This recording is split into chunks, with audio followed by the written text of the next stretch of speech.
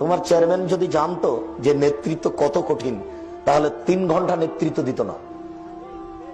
জনগণকে বলতো আমার ভুল হয়েছে, আমি আর দায়িত্ব পালন করব না, আমি গেলাম কাঞ্চন ব্রিজের পিছন দিকে আমার বাপের 10 শতক জমি আছে, ওখানে আমি বেগুন চাষ করে খাবো বাবা, আমি গেলাম, এই দায়িত্ব পালন করতে পারবো না। এদের তো আর হিসাব নাই।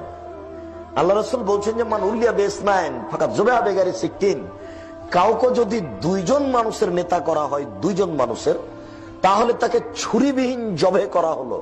2 জন মানুষের নেতা। তো একটা ইউনিয়নে সাধারণত 10,000 থেকে 50,000 মানুষ থাকে, তাই না? তো 10,000 তো অনেক হয়ে গেল।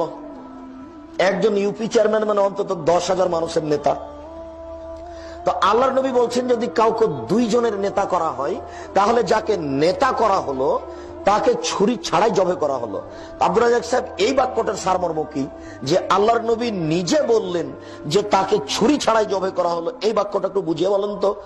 এই বাক্যটার অর্থ হলো এই লোকটা যদি ঠিক ঠিক দায়িত্ব পালন করে ইহকাল যাবে, চেয়ারম্যানই টিকবে না। আর যদি বেঠিক দায়িত্ব পালন করে তাহলে পরকাল টিকবে না, জাহান্নাম যাবে। ইহকালও বিপদ, পরকালও বিপদ। বুঝাতে পারলাম না কথা?